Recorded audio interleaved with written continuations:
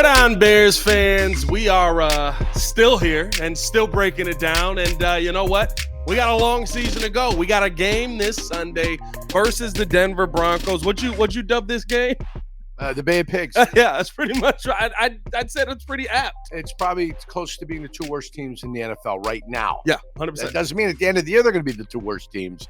But currently, as we speak, it's probably the two worst teams coming off beatings, just absolute beatings the past weekend. Yeah. And as the NFL loves to do, somebody has to win. Yeah. Somebody's going to have to win this game. So if this game ends in a tie, I will strike somebody like that. I mean, what kind of tie would it be? 0-0? Probably a 3-3 tie, hard-fought game. Yeah, 9-9. Oh, God. We've had so much to get to with this team. This podcast is brought to you by the Hard Rock Casino in Northern Indiana. I want to start it off here, Jurk. This is, I guess, right? Like, this is still, like you said, somebody's got to win. What are the keys to a Chicago Bears win over a Denver Broncos team that I think the game plan's out there on how to beat this team? How to beat the Denver Broncos or how to beat the yes, both. How to beat the Chicago Bears. I think they both have those plans out there. Well, they gave up 326 passing and 355 rushing. Yeah, it was up there. Yeah. 350 and 376. 376 and 350. That's what it was. Yeah. You get 726 yards. Yes. So you could beat them via the pass and the run. I guess the only way the Bears can do it is by beating them by the run. Right. So if the Bears are going to beat the Denver Broncos, they're going to have to do it on the ground. I would assume they're shoring things up one way or the other in Denver.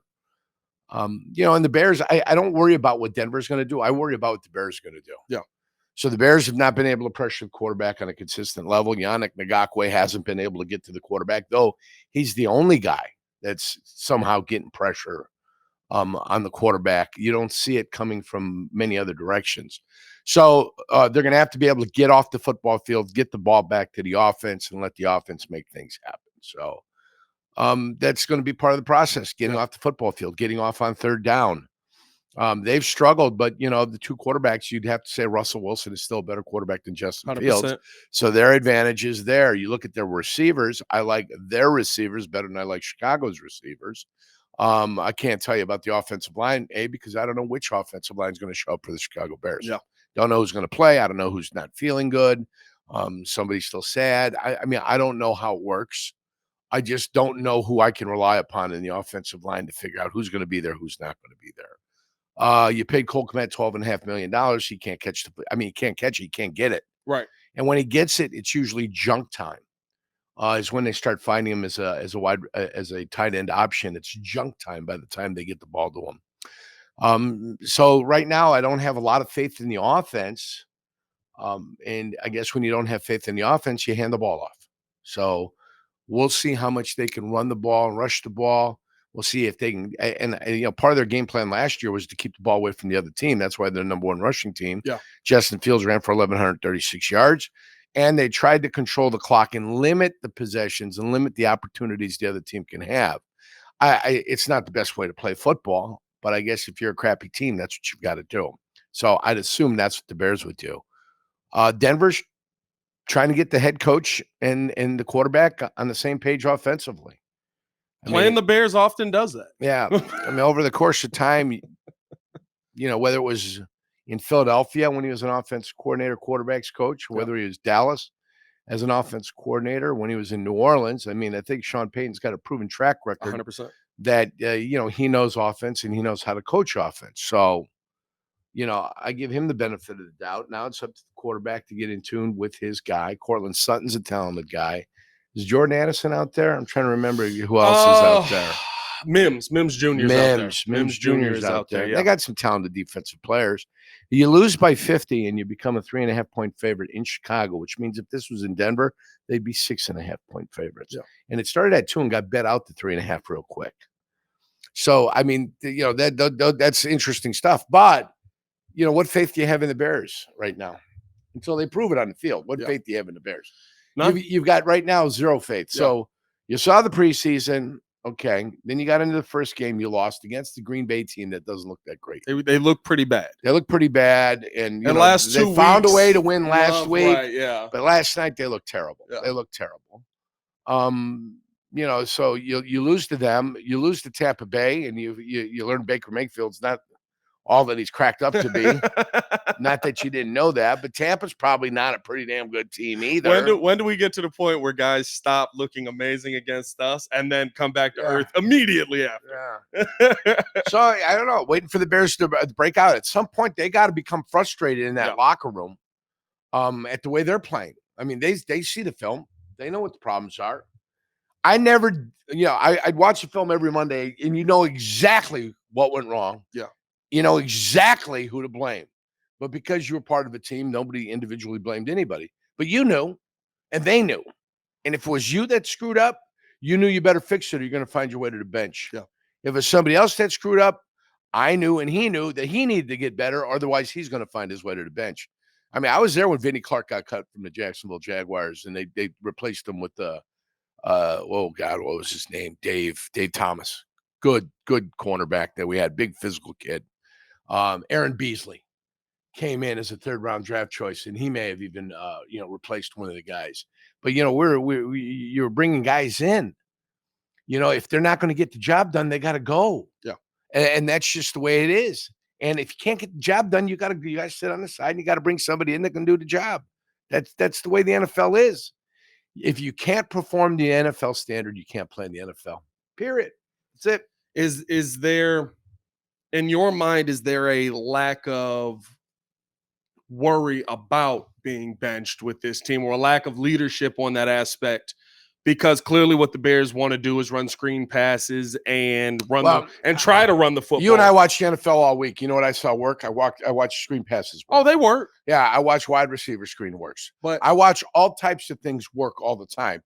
So rather than look at what's being called, I look at the confidence. They got no confidence. Well, I was going to say, they play as a team with zero confidence. When you see Claypool being the guy blocking and you've got EQ as a healthy scratch, there's no worry by Claypool that, I'm not going to play this week. Well, when they have to announce 13 starters because you've got to placate the sensibilities of your 3rd wide receiver because he thinks he needs to be a starter, that's your major issue. Right. Okay. And then why do you placate to him? Okay. This is the way it is. Perform and good things will happen for you. Don't perform. You can't bitch your way into being something you're not. Can't cry about it. You can't tell the world that you're something special, and if you don't prove it on Sundays that you're something special. If you don't prove it, it doesn't make a difference. DJ Moore is something special. He's something special. But you know what though? He knows he isn't something special right now because he's not getting the football. Yeah. And he can't become something special. And ultimately when he becomes frustrated, that's when you know there's going to be a problem. He's not there yet. You saw a sense of it a little bit, I think, but he knows that it's never good optics for your number 1 wide receiver to be upset because you can't get the football. Yeah. So I think he knows that and he realizes that. If Equanimeous St. Brown was a better wide receiver, he'd be in there. 100%. But he's a blocker. He's not a better wide receiver. Blocker. Yeah. Yeah, I mean, I never had a wide receiver in my room that I'm like, I'm not worried about whether he can catch it or not. Can he block? So if he was a better player, he'd be in there. Yeah. Okay. So I don't worry about Equanimeous St. Brown. And let me tell you, 1 or 2 is probably not the answer. And we all know why Claypool's in there. Yeah. Because Ryan Poles went and traded for him. Yeah. And he gave up the 32nd pick. It might be one of the biggest decisions he's made. It might be. Okay. That's probably number 1. With Nate Davis right now being number good. 2. Right. Look good. Good look. Yeah. There's still a chance for guys to recoup. I mean, listen, if Chase Claypool lights it up this week and gets 8 receptions, and next week 8 receptions, and next week he can sit there and tell the whole world I told you so. I always say, shut me up. Right. Like, my favorite thing in sports is when a player goes out on the field and I'm like, what do you want me to say? Yeah. What do you want me to say? You looked good. That's fine. So hopefully that can happen. But the performances I've got to talk about and the performances that reflect upon this team and tell me who this team are is the 3 crappy games that I've watched so far. 100%. And there's nothing that I can't do. And listen, they got 2 interceptions. Great. I always say turnovers breed more turnovers. So once you get the feeling and the taste for turnovers, hopefully more things are going to happen. I don't need to point out that it didn't happen against Mahomes. We all know it didn't happen against Mahomes, all right? But maybe everybody starts to get a little bit of a feel for this. Maybe everybody starts, and I don't know who's going to play. So what are my keys when I don't even know who's going to be out there? This is true. I got a defensive backfield that looked real good and looked real promising at the beginning of the year. And Gordon's gone. Jalen Johnson's going to be gone. The backup or the nickel or the 60. Brisker. Brisker might be gone too, but the other guy, Blackwell. Josh Blackwell. Blackwell. Yeah, Blackwell might not be there either. I mean, those guys are doing yeoman's men work with nobody being able to get to the quarterback, and you got a defensive coordinator that refuses to do anything about it. Here's your last injury report from Thursday. We haven't gotten to days yet. Josh Blackwell, DNP. Eddie Jackson, DNP. Jalen Johnson, DNP. Mercedes Lewis, DNP. I think he's just they're giving him the old man day off. Tyreek Stevenson, full go. Grandpa Lewis. Yeah, you got full. I'm so glad that we went out and got 29. You got 29 back. Yeah. So that's pretty good. Yeah, I mean Mercedes, the old grandpa. I think. Let me ask you this, Jurk. When you look at what this Bears defense is doing, how do you fix where? Let me throw these numbers at you. 35 points per game allowed. Yeah. 407 yards allowed per game. By the way, it's 31st and 29th in the league. 285 passing yards allowed per game. That's 29th in the league. 121 rushing yards is 19th in the league. 60% third down conversion. That's 32nd in the league. How do you fix that if you're Matt Eberflus at this point? Because it looks like every week we've seen has literally just been, we're going to rush 4. How many points a game were they giving up? Points per game, 35.3. All right. 31st in the NFL. So I'm going to take that down to 32 because your offense is giving up 2 touchdowns. So they're giving up 32 points a game. Yeah. Right? 14 points the offense is put on for them. So they're 32 points a game. Still way too much. Yeah. Still probably worse in the league. You know what I'm saying? Well, except for the Denver Broncos. Except for the Broncos. The Broncos might be 1 now. 70's great. When you saw that number, what was your thought? I couldn't believe it. Yeah, I just seen it kept going up and up and up the whole game. And then, believe it or not, at one point or another, it was 38-0 in the Kansas City game. Yeah. And I'm like, oh my God, they're going to put 76. I thought they were. Yeah. I thought they were going to beat it. I thought they were going to break the penalty because the tackle doesn't know how to line up and he's too stubborn. Yeah. He doesn't want to get there. Andy Reid said he's being picked on. It might be fine. But it was so obvious in the first game that when you overcorrect or when you take a notice of it, sure, it may have, but it was too obvious.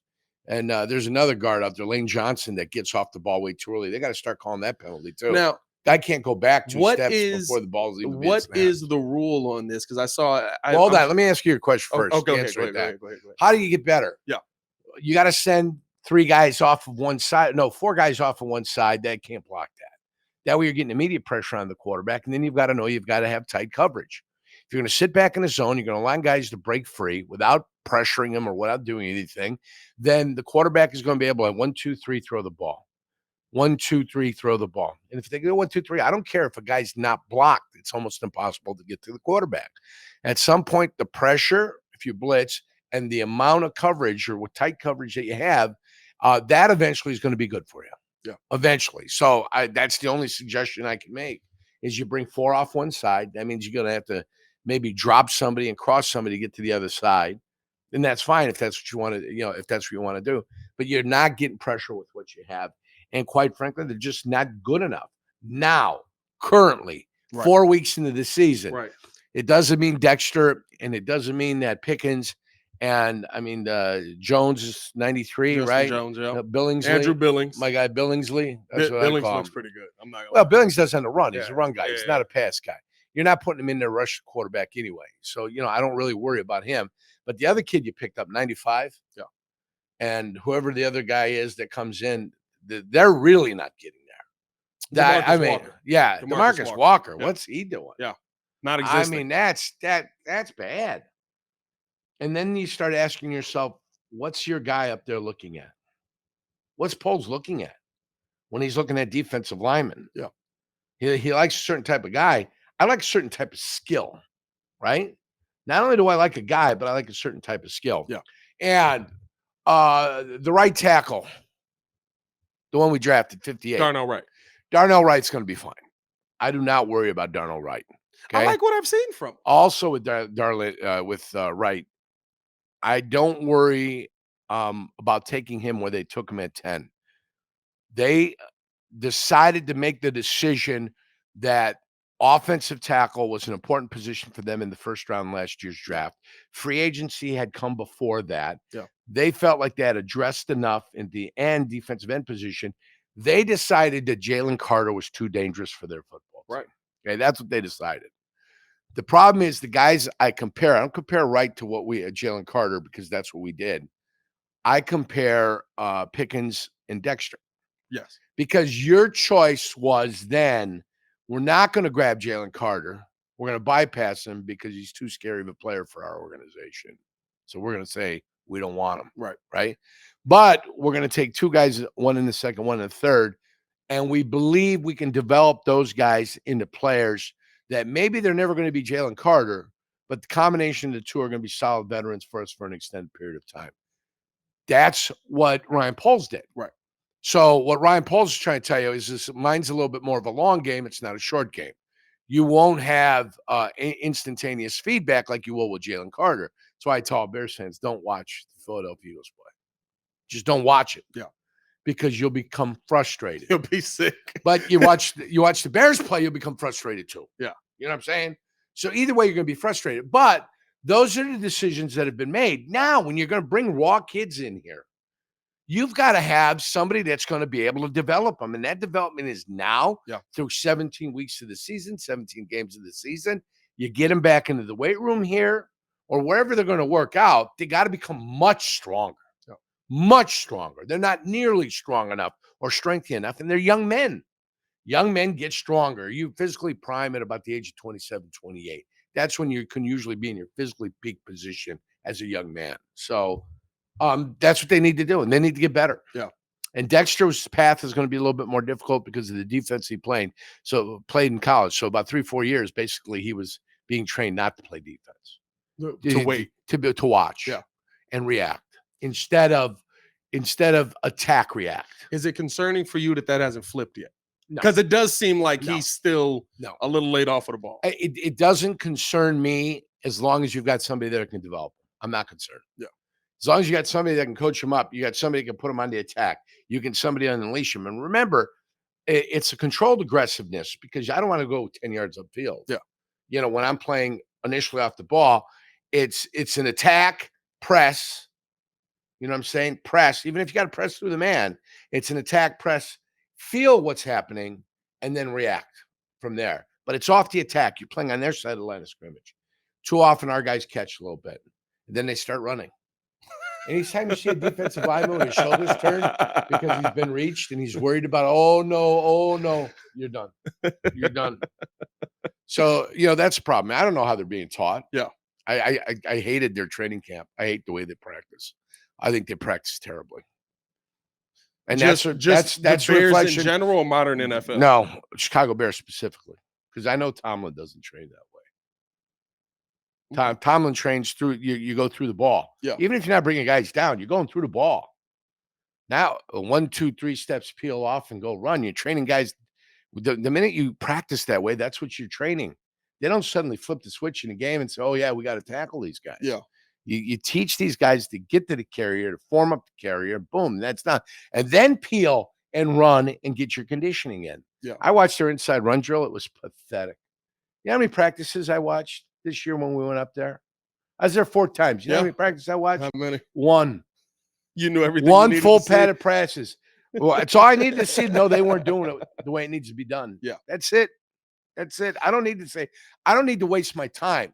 Training camp up there is a waste of time. Maybe not if you're conditioning. Maybe you're going to get in a condition. You're getting some muscular conditioning in. That's good. Getting in football. But as far as preparing yourself to play in the NFL, it's a waste of time. How much of an indictment is that on the man that you have at the helm right now, who is a DC? Well, ultimately, he's the guy that runs the program. Ultimately, he's the guy that dictates how the practice. And literally the defense now. Okay. Well, yeah. But he's the guy that controls that. Yeah. So I'm just telling you, I wouldn't do it that way. Mine's not an old school way. Okay. Mine is an effective way of practicing. I mean, we're the first guys to take the pads off down in Green Bay. Yeah. We're one of the first teams, besides San Francisco, that we had the pads off, but we practiced fast and we practiced through the ball. Okay. Now you couldn't be physical up front because you don't want to beat the crap out of each other. Right. And we put these pseudo shoulder pads on, but you practice fast, you practice through the ball, right? But it was tempo, it was tempo, it was tempo. But you didn't stop short of what you were trying to do. Yeah. When you say through the ball, what do you mean? So, yeah, you got to form up on the running back. Right. They were doing inside run and some weird, like, pseudo. You just kind of look at him and let him go through, and it ends up being a huge run because you didn't even hit him. Not even through him run. It was 1-2, go to the ball. Like, there's no complaint.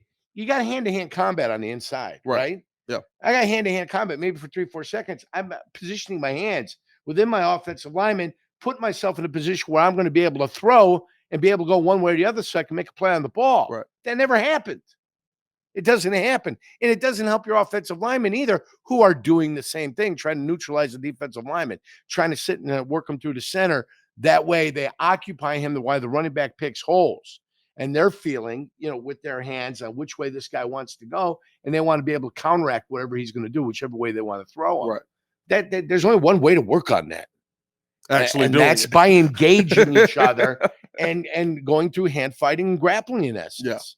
Yeah. And when I don't see any of it happening, I'd see, okay, the pass rush, I'm going to do an arm over, and I'm going to do this and a little swatomatic. I go, that doesn't help you against the run, though. Yeah. You're still going to face 30 runs on Sunday. And if you're not going to teach your guys hand fighting, I was fortunate. I wrestled. I grappled. Yeah. So that was a part of everything that I always did. So I was always engaged, always trying to play with balance, always trying to get that individual off me, trying to unsettle the offensive lineman. There's no unsettling of anybody in practice. I went up there 4 times. I wasted my time on 3 of those occasions. Okay. 1, I found out what was happening, what was going on. And then I said, this is a waste of time. And that's what it was. It was a waste of time. Except for conditioning, maybe skill guys. But for the big guys, for the big men, absolute waste of time. Don't even put the equipment on. What are you doing? He basically didn't. Don't put the equipment on. If we're being 100% honest, they basically didn't. I mean, what are you doing out there? Let me ask you this, good kid, because, by the way, hit that like button, subscribe to the page. Yerk's trying to fix the defense, ladies and gentlemen. He's trying to help it a little bit anyway. There's no helping right now. What is there to – I asked J-Mac this question. What is there to learning to win? I keep hearing this. The Bears got to learn. All right, so here's what it is. You put yourself in position in the fourth quarter. So in the fourth quarter, you put the number 4 up in the air, right? Signifying, okay, we got to start playing perfect football. Learning how to win is playing perfect football in the fourth quarter. What does that mean? No penalties. No mental errors. You're not beating yourselves. Okay? You're securing the football. Yeah. Okay? So you're securing the football. You got no mental errors. Okay? You're not going to beat yourself. Okay? No penalties. That's how you start winning. Then situational football comes into play. You got the lead with 4 minutes to go. You get your 4-minute drill out there. You practiced it during the week. You know exactly what you want to do. You want to run this clock out. And we're going to run some plays that we know that are in the system that are designed not to take us to the sideline. They're going to run. We're going to do some counter stuff. We know they're going to be on the attack. They know they're going to put a guy in the box. Now we've got to be able to go ahead and execute our plays and be able to get a first down and then a first down. 2 first downs. All we need is 23, 24 yards, and we solidify this game and we win this game. Yeah. And what usually happens in that situation, they gamble so much, you end up popping a run. You end up making it in the end zone. You're 10-point winners. They get the ball back. You don't really give a rat's patootie. You know what I'm saying? Yeah. So it's playing mistake-free football, playing no penalty football, and knowing that's the time where you've got to concentrate. Nothing worse than 10 men on the field. Oh, yeah. Right? That's Notre Dame. Okay, it comes down to crunch time, and all of a sudden there's only 10 guys on the field, right? There's nothing worse. Answer. Yeah, nothing we felt worse. It was better to not send them out there. Yeah, it worked. 12 men on the field, kill you. Yeah. Offensive holding. You got away with shit. You got away with shit all day, right? Now's the time to hone the skill. He's tired. You're tired. Let's work on our technique and our fundamentals, and let's not give the referee an excuse to make a holding call. Right? Right. Let's not give him the excuse. Line up correctly. Okay? Line up correctly, use proper technique. That's playing winning football right there. All that stuff ingrained into one, that's playing winning football.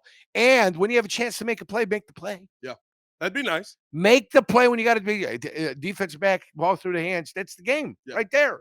That's the game. How many times receiver for a key first down. Little slant over the middle. Don't go alligator arming it. Don't. Oh, no, I don't want to get my hands extended because I don't want to get my ribs cracked. Okay? That's playing winning football. How do you play winning football? Well, you see what the Bears have been doing over the course of time. Don't do that. Mistake. You see teams that win, and look how many mistakes they make in the fourth quarter. How many mental errors they have. They got guys just kind of whiffing on blocks. Yeah. They don't. Because they know and it's been ingrained into them in practice. Now's the time. Let's go. I've had coaches start practices over. It's too damn sloppy. We'd be 35 minutes into the practice. Brrr. One. We're back to period one. And send us back, and we'd start from the beginning. Not mentally sharp enough. You guys are making too many mistakes. You don't give a rat's ass. Don't worry. I'm going to pretend like this never happened, so my mood's not bad. We're going to go and we're going to do it all over again. There you go. Yeah. You start concentrating then. Yeah. All of a sudden, your mind gets right. You're not, dilly-dallying about Travis Kelce and Taylor Swift. You start to concentrate a little bit more. She was up in the box. You got to take a peek. Good for her. You got to take a peek. Good for her and good for Travis. That's such a great explanation. Yeah. Where does that start? Practice. Where does it that starts in the practice? And what the expectations are for you. What are the expectations for you? The coaches set the expectations. I went to film sometimes and got torn to shreds. Yeah. I mean, we beat New Orleans one year in '93. We're down there playing New Orleans. I was going up against Joel Hilgenberg, Jay's brother. And at the early portion of the game, I think it was Ray Zellers, or they had another running back, Mike something or another. Well, they rushed for like 110 yards in the first quarter, maybe the first 17 minutes. We break down the film. Our backside three's cut down. I flowed a little bit too quick. It was one on the nose. And then Greg goes to me, I'm blaming you. I'm not blaming him. They got him. They blocked him. He goes, you're just dancing out. He goes, you got to be more stout. You got to set the point, and when it cuts and it declares itself, you got to throw, and you got to come back and make the tackle. So he yelled, showed me on the pictures. He goes, you're fucking this thing up. Yeah. I don't worry about him. He goes, you're the one that's going to fuck it up because there's no way in the world he could come down and make the play. And then I tightened it up after that, and they went to that running back probably. It was Wade Wilson was a quarterback. They went to that running back probably another 15, 20 times, and they came up the middle every time. Why? Because they were having success. Why would you stop? Yeah. And then we kept shutting it down and shutting it down and shutting it down. This conversation is on the sideline. This is on the sideline. This is on the sideline. Okay. Well, yeah. I'm thinking this is in film No, after. you're making adjustments. Yeah. This is on the sidelines. I had 3 more fucking quarters to play. You think we wanted them to rush for 4,000 fucking yards in one game? 355. So the Dolphins weren't doing that, is what you're saying. I'm sorry, Denver wasn't doing that. I'm sure they were doing it, but you've got to be able to understand what your coach is telling me. He explained it to me, and I did. And I hunkered down. And Joel was trying to influence me. And then before he could herk me over, I herked him over, and I was in the hole. Yeah. And then we shut him down after that. I mean, it was substantial to the point where they ended up giving me a game ball. I didn't get the game ball for the first quarter. I got it for the final 3 quarters for being able to make the adjustment. Right. And what did we do? We found a way to win 19-17. We didn't blow them out of the water. We didn't kick the living shit out of them. Sterling Sharp ends up getting behind their defensive backfield. He ends up catching the ball, puts us in field goal chance. Chris Jackie comes out and makes the field. Game over. Yeah. That's it. That's how you win the game. Learning to win. Learning to win. Learning to win. And those are adjustments that are being made the whole day. We played the LA Rams one time, and they had Bettis as the running back. This is early in the 90s when he had graduated. So 92 maybe. Okay. He's with the Rams before he comes to Pittsburgh. Right. And they come out with something on film, and they do a F short motion from the fullback is lined up in the eye, and they go to a brown eye, which is we call weak eye. And out of that, they ran a draw play. We'd never seen it. And I'm like, what the hell was that? It was the weirdest motion you saw because it happened right in front of you. Right, yeah. So they come out, and then next time, and I start screaming, draw, draw, draw. And they ran it. That time we adjusted, we made the play. And the next time they ran it, I called draw, draw, draw, and we made the play also. Because, it's a little bit of a passing longer yardage situation, but they had noticed something with our defense, and they were trying to exploit something, maybe a little bit of flaw in our defense. But if you recognized what was happening and you communicated with your teammates, good things started to happen. Yeah. You can't over communicate on the defensive side of the ball. Everybody needs to be on the same page. Everybody needs to get it. And if you can give somebody a little bit of help because of formation and because maybe motion will tell you something like the protective motion, then you know. So protective motion is the great one. The wide receiver comes, slows down behind the guard, gets right behind the tackle, and his job is simply to get in front of the defensive end, not to really block them. We call that protective motion. Now, off that protective motion, they can run a pass action off that too. But usually what that meant to me was the center was blocking back and I was going to get ear-holed by the guard. So I knew it's coming. That it's coming, and I looked at the opposite guard, and if he's sitting light, then I know he's coming back this way. So we got a down scheme going on. So, there's certain things they can tell you, and when you see it, communicate with your people. Counter. The minute I saw that, counter. Now they know we see counter. That's when they want to pop the bootleg pass on us after that. But as long as the guy in the end is getting up the field and being patient, then we're in pretty good shape. That's what, Lance talked about with this Bears defense. He was like, they don't talk. Yeah. They're quiet. Are you kind of seeing the same thing? No. Like I said, I was only at one practice and I can't hear what, the parabolic mic, whether it's picking up them communicating with each other or not. That's up to them on the field. Okay. I mean, I sat first row against the New England Patriots in 2018 when the Patriots were in town. Tom Brady and them, they beat the Chicago Bears. Yeah. Is that when Corduroy had a? Is that when Brady juked him? Is that no? This is later. This is in Chicago. This okay. Field. All right. Okay. The juke Turlacher happened over there. It's 2018 when Trubisky had the long run. All right. I'm with you. Yep. Brady still won. Corduroy Patterson was with New England, and Corduroy ran one back for a touchdown. It's my guy. Corduroy. I love Cordero. Big Pearl. So does Dick Stockton. Dick Stockton. Every black guy with dreadlocks was Cordero Patterson for 5 years. I was like, Cordero Patterson on the catch. No, that's not Cordero. Yeah, he lost his fastball. Laquan Treadwell. That's Crete Monee guy, by the way. Do you know that, right? You said what? Laquan Treadwell. Crete Monee guy. He went to Crete. Oh, okay. He went to University of Mississippi. I didn't know that. Played for the Minnesota Vikings. Yeah. Crete Monee guy. I was gonna ask you about some college because our head coach coming in here that we're playing against has something in common with you. A couple of EIU guys here. Did you guys overlap at all? Overlap. He's my quarterback. He was your quarterback. 85-86. He was my quarterback down there. We were winning. What's your best Peyton story? Oh, well, he used to. Sean had a Sean Pat Carroll. Oh God, I'm gonna not remember my other quarterback's name, and he was fantastic. He went to Carmel, not Mount Carmel here. Carmel way down south, not the Carmel and Munderline. He's from way down south. John Rafferty. They all had a house together, and they had the sign up on the thing said the Club Babalu, and the Club Babalu was from I Love Lucy. Remember where Ricky performed, and our parties would be at their house after the football game. So we'd all go to the Club Babalu, and he was a sick guy, right? It's very popular on campus, big man on campus. And just being at parties, having a good time. But he was the hostess with the mostest. You know what I'm saying? Sean was the man? Those were parties. Sean was the man at EIU. Yes, he ran the roost. That's what he did. I love it was a good time. But we ran offense that was very simplistic. Al Moldy, who ended up coaching at Western Michigan for a long time, he was our head coach, and he ran our offense. If they came out in cover 3, we ran slants. Right. I mean, we were running 3-4 wides with, kind of not a tight end, kind of a tweener tight end, because we couldn't really get a 240-pound monster. Yeah. We played against Eric Green at Liberty Baptist University, and now has become Liberty Baptist. He's the tight end drafted in the first round by the Pittsburgh Steelers. He's like the legitimate tight end that I played in college football that was like, who is this dude? Where did he come from? And how did he end up at Liberty? All those mysterious questions that you had to ask yourself. But if it was cover 3, we ran slants. So it was cover 2, we ran fades. And that was it. Yeah. That was our offense. And then every once in a while, Dwayne Pitts he came from us from Detroit. And we call him Daddy O.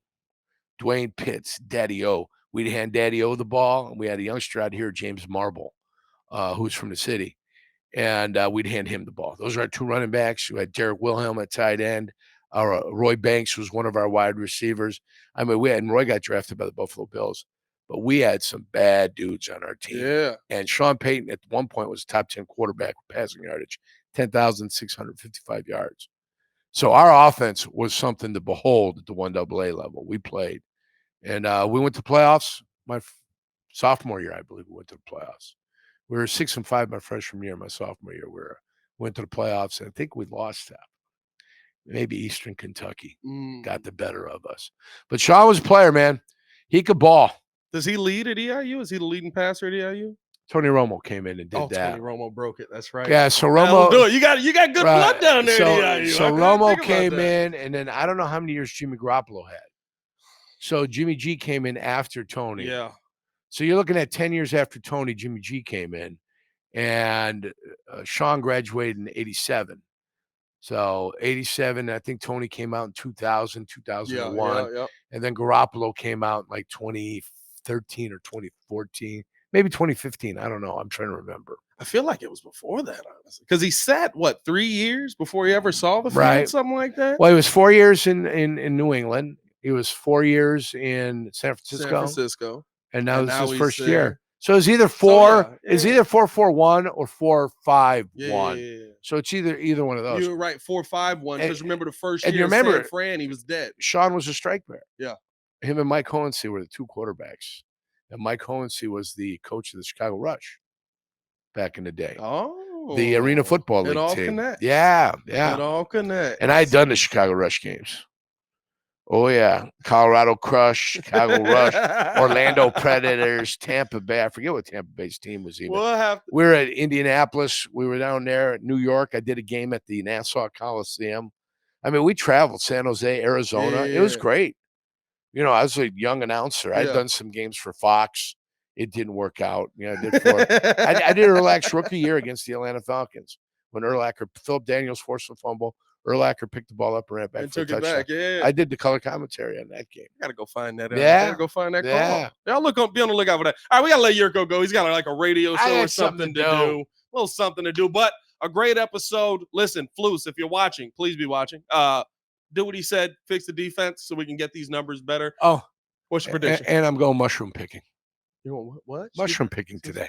Mushrooms. Like Hen of the Woods. I'm gonna have you look it up. You can tell everybody what it looks like. Wait a minute. Hen of the Woods. Wait a minute. Like Hen of the Woods. Mushrooms. Like mushrooms. Mushrooms. Okay. All right. Hey. Not the psychedelics. No, that's right. I was confused. No. You guys stay safe out there, Chicago. I don't Mushrooms. know if legally we can put that out there. No, we can't. Hen of the Woods. Look it up. Stay safe out there. Bear down before we go. Prediction for this game. If the Bears are going to win a game this season, this has got to be the one. So I've got the Bears winning this game 21 at 24-17. I got 21-17. I think we're right in line there. 2 rushing touchdowns and a Justin Fields pass. Hopefully no interception. Y'all stay safe out there, Chicago. Bear down. It's going to win. Peace.